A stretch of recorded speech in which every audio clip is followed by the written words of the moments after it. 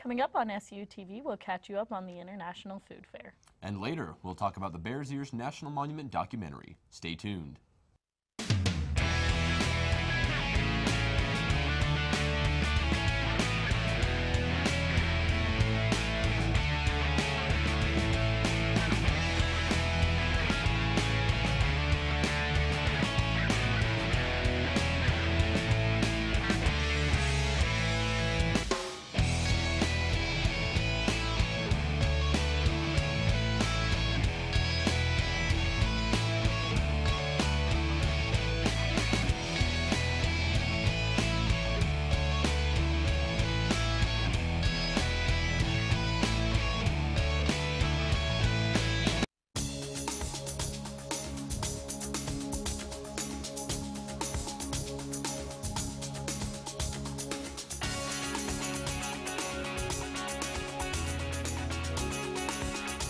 Welcome to SUTV News. I'm Cairo Cook. And I'm Race Knutson. Tickets are now available for The Scream. They are free for SU students and $15 for non-students. The Halloween party will be hosted on October 26th, starting at 9 p.m. All tickets will need to be picked up by Thursday the 25th. The day of the event, all tickets will be $20.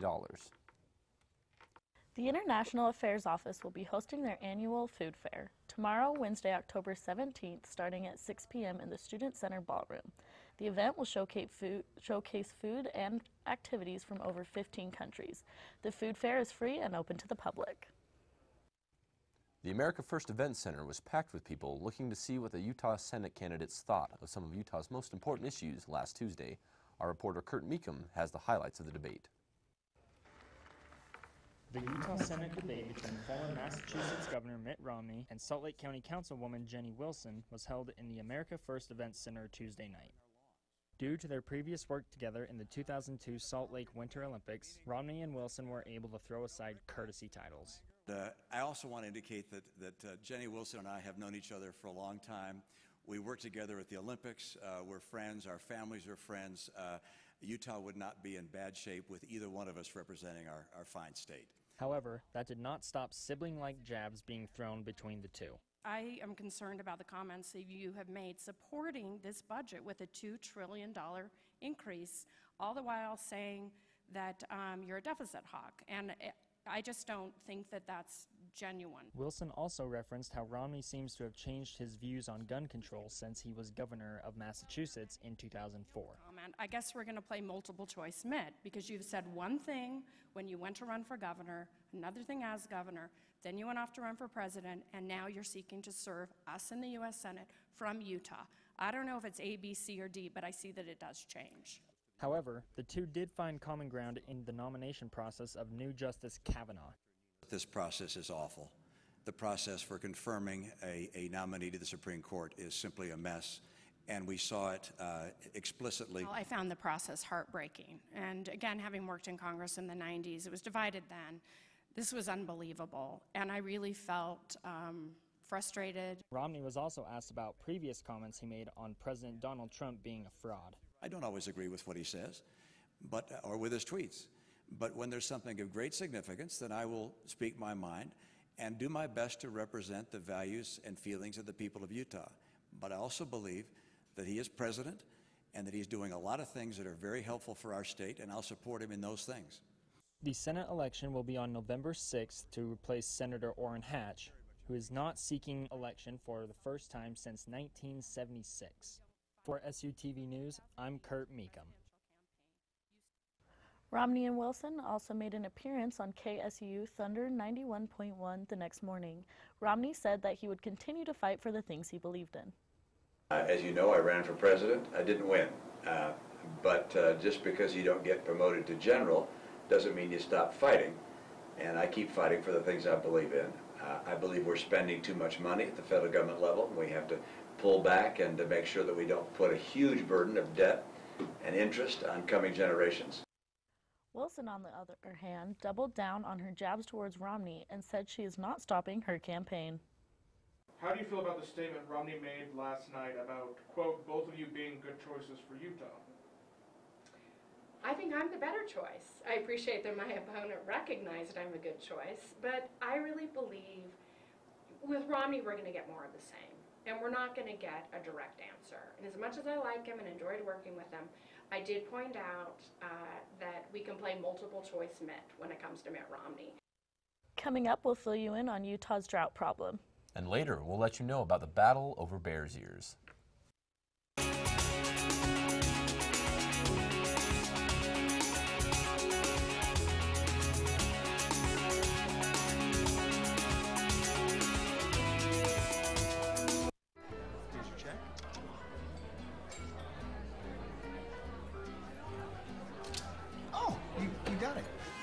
Since I got rid of my car, I really enjoy walking.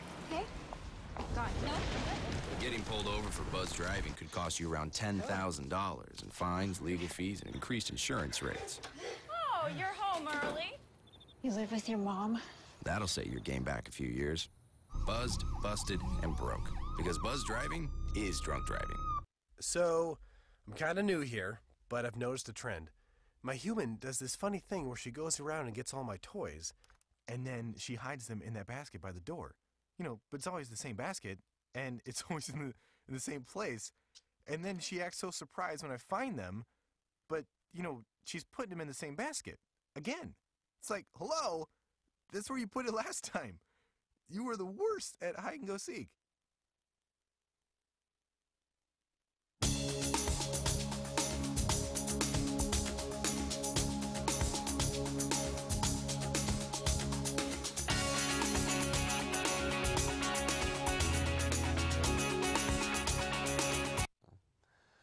Utah Governor Gary Herbert issued an executive order declaring a state of emergency over Utah's drought conditions. A press release from the governor's office said, "This declaration allows drought-affected communities, agricultural producers, and others to officially begin the process that may provide access to state or federal resources.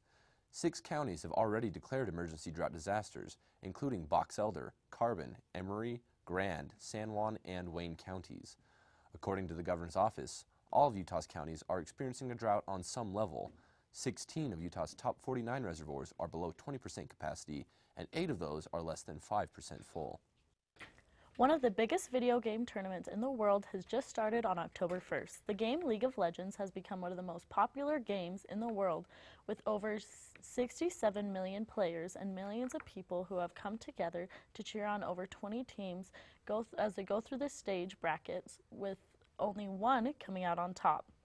These 3 teams representing North America are Cloud9, 100 Thieves, and Team Liquid. So far, it's only in the playing stage and has not yet gone to the knockout stage. The group stage will end on the 17th, and the finals will be on October 19th and 20th. Our reporter, Hansley Mikesell, sat down with Nancy Green, the producer of Battle Over Bears Ears, to talk about tonight's documentary showing in the Hunter Conference Center, Great Hall, at 7 p.m.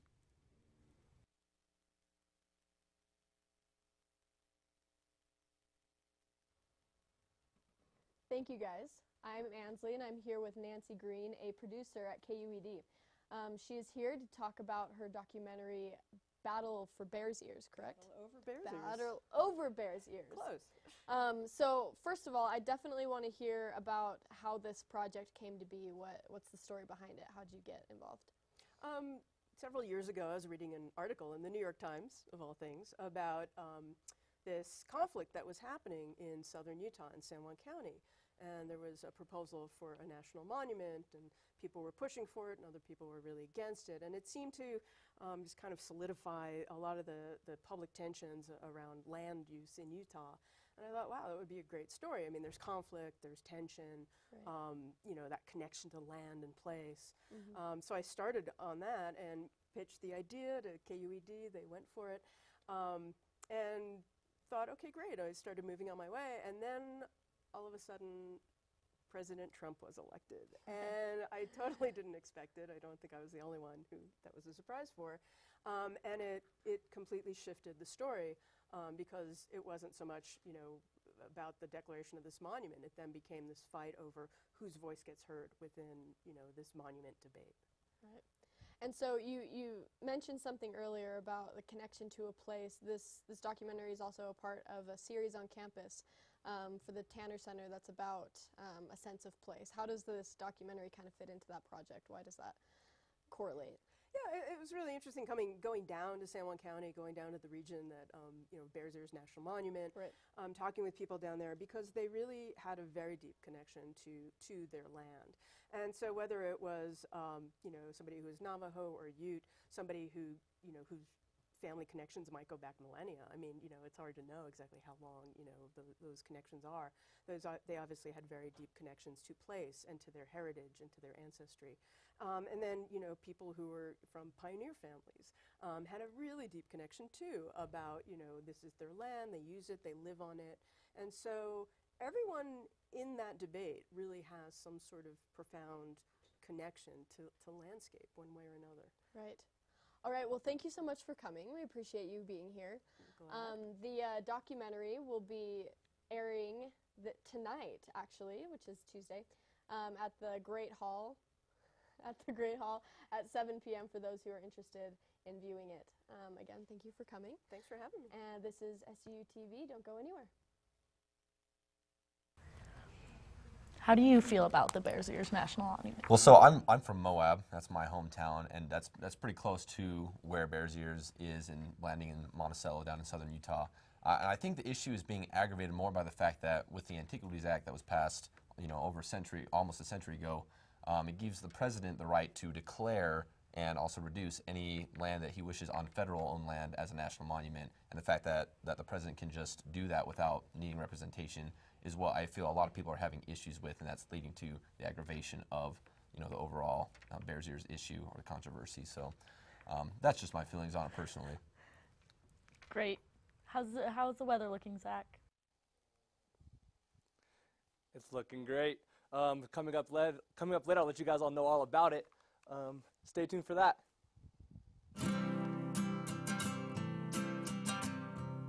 Every day across America, excess food is gathered by a network of good people at local food banks, giving hope to millions of children who struggle with hunger. They've earned their wings, and you can too. Together, we can solve child hunger. Support Feeding America and your local food bank at feedingamerica.org.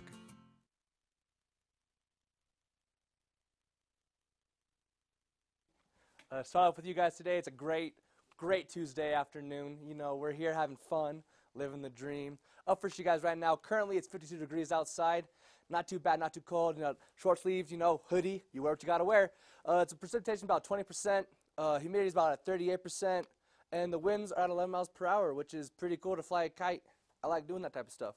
Up in Logan, though, it's about 59 degrees, so a little bit warmer there. Over in Ogden, 55. Salt Lake, 61, my hometown. In Provo, 54. Down in Richfield, 62, so a little bit warmer. In Cedar City, again, it's nice and cold and a little color weather. Down in St. George, it's 78, so if you're going to go get a tan or something, might as well go there. For the week, though, for Cedar City, on Tuesday, today, it is 52 degrees at a high, 31 at a low, cloudy a little bit, sunny still, still there. Wednesday, tomorrow is going to be one of the colder days, at least at nighttime at 30 degrees. A little rain probably tomorrow. On Thursday, it's going to be around 58 degrees. At the low is going to be 30 again, as tomorrow, I mean. On Friday, it's going to be 63 degrees at the high, nice and sunny. On Saturday, again, 66 is the highest of all the temperatures, so if you want to go out and do something, might as well. There's no football game here this week, but if there was, you could go to it. Other than that, that's all for me. Back to you. Thanks for the weather update, Zach. So, yeah, it was really cold yesterday. I remember waking up 25 degrees in the morning, and I just bundled layer after layer after layer because I am not a cold weather person at all. I'm a desert rat. I love the sun. cold weather. I love it. You would thrive in this. So, but as for me, it makes me sad. The cold makes me sad. I ended up having to put 2 layers of clothing on to go to work, and then 2 pants, and then 3 layers on top. Wow. But also, I still love the cold. Well, for us here in Cedar City, we'll get lots of cold weather. It's going to warm up a little bit this week, it looks like, but you're going to get better within the weeks to come. But always gear up for cold Cedar City winter. Lots of snow I'm anticipating this year. I'm looking forward to the rain. Thanks for the weather update, Zach. Here's a quick look at what's coming up next in sports. Definitely says it. Coming at you at sports, we've got college football from around the state, the MLB playoffs, and a preseason look for the NBA. Don't go anywhere. I'm a teacher. Let me tell you what I make. I make learning a privilege, not a chore, and frustration a tool, not an obstacle. I make working hard seem easy and giving up impossible. I make an old subject feel like a fresh thought and unconventional methods common. I'm a teacher. I make more.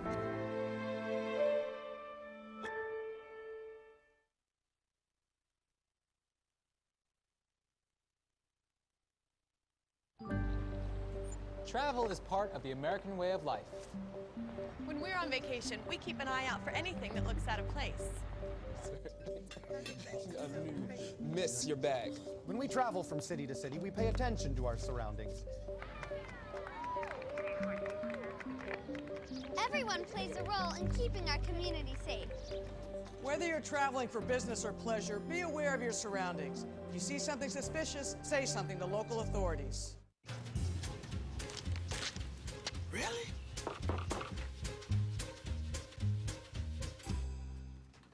Buzz, what's up, man?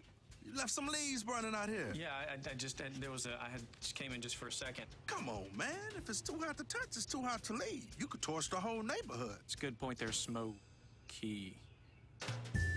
9 out of 10 wildfires are caused by humans. Only you can prevent wildfires. For 3 months, I was being treated for high blood pressure and migraines, which were actually the symptoms. The cause was kidney disease. If you were a member of one of those high-risk groups, I would have your kidney function checked. Early detection can prevent further kidney damage. It was amazing even to my doctor how much diet impacted my personal disease. The power to reduce risk for kidney disease is in your hands. I just feel that my whole life has come back to me. Think you found every hazard out here today? Think again. The spot you missed could be a killer. That spot on your skin could be skin cancer. If you're a man over 50, you're in a group most likely to develop skin cancer, including melanoma, the kind that kills one person every hour. That's why your best shot is to check for a spot. It's easy. Follow through and check your skin. Go to spotskincancer.org to find out how. A message from the American Academy of Dermatology. Welcome to SUTV Sports. This is Kate Higbee. The T-Birds had their first win of the year this past Saturday as they hosted the Sacramento State Hornets for Homecoming 2018. The Thunderbirds lost last year's game against the Hornets 54-27 in Sacramento, but the tables were definitely turned this time around. The Hornets would come out striking first, scoring on the opening drive of the game. However, it wouldn't take long for the T-Birds to answer back. Judd Cockett returned a kickoff return for a Thunderbird touchdown to make the score 7-7. The score at the end of the first quarter, however, was 21-7 in favor of the Hornets, but the T-Birds were not going down without a fight. The momentum shifted after halftime as the T-Birds went on to outscore the Hornets 21-3 in the second half. Now, Aaron Zwollen threw for over 150 yards for the T-Birds with no interceptions, and Jay Green Jr. had himself a game running over 100 yards on the ground and a pair of touchdowns himself. Karis Davis also had 2 touchdowns, while Austin Ewing scored for the T-Birds. The T-Birds would go on to win 48-27, and it was actually Southern Utah's first win of the season. This week, they will travel up north to Moscow, Idaho, to take on the Idaho Vandals, and will be back in Cedar City the 27th to face the Northern Colorado Bears. All games around the state, the Utes face off against their Pac-12 rivals, the Arizona Wildcats. The Utes came into the game feeling pretty confident after beating Stanford 40-21 the previous week in Salt Lake City. The Utes had momentum and control of almost the entire game and came out victorious, knocking off the Wildcats in a 42-10 win. Quarterback Tyler Huntley went for just over 200 passing yards with 2 touchdowns, while this clip you're looking at, Britton Covey throwing a touchdown with a little bit of a trickery play. The Utes look towards another Pac-12 matchup this week as the USC Trojans visit Salt Lake City this upcoming Saturday. Now going up north, the BYU Cougars received a blowout loss to the Utah State Aggies last week, but they redeemed themselves this week as they took on the Hawaii Sun Warriors. BYU's freshman quarterback, Zach Wilson, threw for 3 touchdowns on 194 yards, while Hawaii's Cole McDonald had a pair of touchdowns and nearly 250 passing yards himself.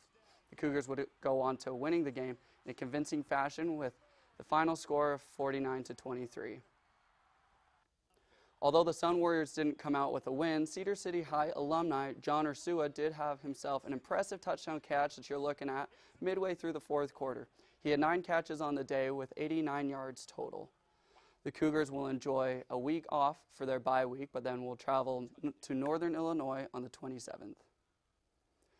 The Utah State Aggies must have been feeling robbed of a top 25 spot because they sure showed up against UNLV. The Aggies now have been the second best offense in the country after beating the running Rebels 59-28 over the weekend. Sophomore quarterback Jordan Love tied the school record with 5 touchdown passes in the game and became the Mountain West Player of the Week again. The Aggies will play once again this weekend without a top 25 ranking besides their name when they take on the Wyoming Cowboys in Laramie, Wyoming. Yes, now we're even going to cover the purple team from up north as well. The Weber State Wildcats played the 4th-ranked Big Sky foe Eastern Washington Eagles on Saturday and shut down one of the most prolific offenses in the country by a score of 14-6. Josh Davis helped spark the Wildcats to the win after scoring on a 75-yard punt return less than 2 minutes into the game. The Purple Men will play Montana State this weekend in Ogden. Now heading over to the Major League Series, it's midway through October, which means that the World Series is just around the corner. The Boston Red Sox are looking to dethrone the defending world champions, the Houston Astros, in the ALCS. The Astros got out to an early lead in Game 1 in the 2nd inning on a bases-loaded double by George Springer that brought in Carlos Correa and Martin Maldonado. After the Red Sox tied the game in the 5th, Correa singled into the center field to bring Alex Bregman, giving the Astros a 3-2 lead. Houston would put the finishing touches on this game in the 9th inning when Josh Reddick and Yuli Gurriel both hit the launch button to extend the lead 7-2. Houston would have no problems in the bottom of the inning and easily took Game 1. However, in Game 2, the Red Sox were able to flip the script. The Sox batting got the game off started right, with Mookie Betts hitting a double off the wall, and Andrew Benintendi drove him on in the next at-bat with an RBI single. After the Astros fought back to take a 4-2 lead, Jackie Bradley Jr. hit a 3-run double, giving the Sox a 5-4 lead, and they would never trail again, eventually winning 7-5. With the series now tied at 1 game apiece, the teams will play games 3 and 4 in Houston, hoping to take a commanding 3-1 series lead. Over in the NLCS, the LA Dodgers and the Milwaukee Brewers are also competing for a spot in the World Series. Despite the Dodgers coming off of a World Series appearance of their own last season, the Brewers came for a dogfight. The Dodgers would strike first in Game 1. Manny Machado hit a home run in the 2nd inning, giving the Dodgers an early 1-0 lead. Something about that seemed to ignite the Brewers, though. In the 3rd inning, relief pitcher Brandon Woodruff hits a whopping 407-foot shot off the Clayton Kershaw, tying the game at 1. The Brewers would take the lead on a few batters later on a sacrifice fly. After 3 more runs in the 4th, Jesus Aguilar would hit a solo home run in the 7th, extending the Dodgers' lead 6-1. The Dodgers would mount a late comeback, but the damage was done as the Brew Crew took Game 1 with a final score of 6-5. Game 2 would be a game James Harden would enjoy. Trailing 3-2 in the top of the 8th, Justin Turner would make the Brewers fear the beard by hitting a 2-run shot into left field, giving the Dodgers a 4-3 win in Game 2 and tying the series at 1 a game piece going back to LA. Now Game 3 was played last night in LA, but home wasn't so sweet for the Dodgers. The Brewers jumped out early and never looked back. Fast forward to the 7th, where the Brewers already had a 2-0 lead. Orlando Arcia hits a 356-foot home run over the right field wall, helping the Brew Crew to a convincing 4-0 win. Milwaukee now holds a 2-1 series advantage going into Game 4 of the best-of-7 series. Now the NBA season is beginning today, actually, and there are some huge games to start it off right. Tonight opens with the Philadelphia 76ers taking on the Boston Celtics in Boston, while the Oklahoma City Thunder will pay a visit to Oracle Arena to face the defending world champions, the Golden State Warriors. Former Utah Jazz man and current Celtic, Gordon Hayward, will start on the floor for the C's for the first time since his season-ending injury in the opening game last year against the Cleveland Cavaliers. Out west, former MVPs and teammates Russell Westbrook and for the Thunder and Kevin Durant for the Warriors will face off in one of the most heated rivalries in the NBA. Utah Jazz look to improve their 5th seed spot from last year. Coach Quinn Snyder and the crew will open the season right where they left off in the preseason as they take on the Sacramento Kings on Wednesday, followed by their home opener against the Golden State Warriors this Friday. The Jazz convincingly defeated the Kings on Thursday, 132-93, and went on to be 5-0 in the preseason. ESPN released an updated NBA power ranking poll and had the Utah Jazz 5th best in the league, trailing only the Golden State Warriors, the Boston Celtics, the Toronto Raptors, and the Houston Rockets, who defeated the Jazz in the second round of the playoffs last year. With a solid core of Rudy Gobert, Donovan Mitchell, Joe Ingles, and Ricky Rubio, and a talented young bench, the Jazz seek to climb from that 5th to higher rankings. That's all I've got for you today. Be sure to check out the Jazz this week, and don't forget to be back here at the Eccles Coliseum on the 27th as our T-Birds take on the Northern Colorado Bears. For SUTV News, this is Kate Higbee. Back to you guys at the desk. So some good things happening in the sports world, it sounds like. Not a whole lot of NFL coverage this week, but I know the Patriots just won against Kansas City Chiefs 43-40 in a very close game. I gotta say, that makes me very happy. I am a Patriots fan. Did you catch the coverage on Sunday night? I actually didn't. I was busy all day, but... That's too bad. Yeah. Thanks for the update, Cade. We'll be right back. Listen up. Each year, hundreds of promising research studies go unfunded for breast cancer, for lung cancer, every cancer. The American Cancer Society has been behind nearly every breakthrough in recent history. But there's still more work to do. So let's make sure that no research is silenced. Let's make noise. Let's make noise. Yeah. And let's finish the fight.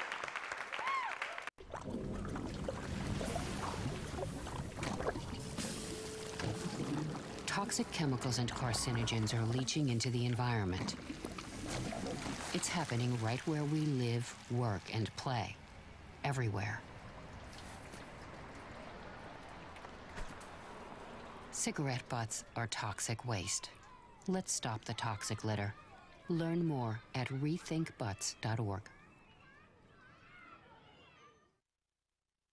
Seeking to learn how to play Frisbee golf will soon be able to get plenty of experience at Cedar City's newest course, which will open spring of 2019. Thunderbird Gardens, a popular spot for outdoor activities such as canyoneering, hiking, and mountain biking, will soon host an 18-hole disc golf course, which has undergone construction for several weeks at the location just northeast of town. The course has been designed to be more oriented to beginners, as the driving distance for each hole is less than 300 feet, except for the very last hole.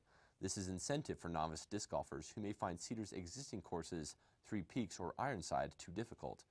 Danny Strand, crew manager at SUU's Intergovernmental Internship Cooperative and the visionary for the course, said he wanted anybody who walks onto the course to feel confident that they can learn, succeed, and most importantly have fun. Strand also hopes that the increased traffic will help decrease the amount of vandalism in the area. The annual Miss pageant was held last Monday night in honor of Homecoming Week. 8 girls competed for the title. The girls performed a talent, spirit wear, and formal wear competitions. They were also asked different questions like, what would you do if you were president of SUU? Or what fictional character best describes you? India Mack was crowned this year's Miss SUU with Cassidy Harmon as runner-up, and Allie Lind won the People's Choice Award.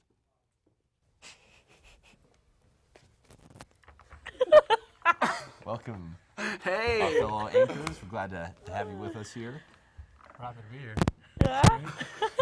Cake came out of nowhere. It was crazy. It happens, it happens. So, Zach, what's the weather looking like for this weekend? Am I going to be able to actually go? Saturday's going to be good.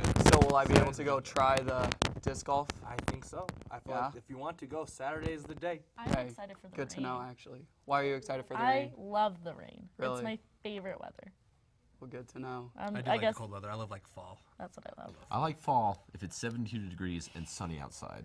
I personally enjoyed the 14 hours we had of fall, but anyway, that's all we got for you today. I'm Kate Higbee. I'm Zach Adams. And I'm Cairo Cook. I'm Race Knutson. Make sure to tune in on Tuesday for SUTV News. I'm hungry. I can't see the board. Good morning, class. Everyone ready to learn today? Of course they aren't ready. Across America, health barriers keep millions of disadvantaged school children from learning. Children's Health Fund is working to remove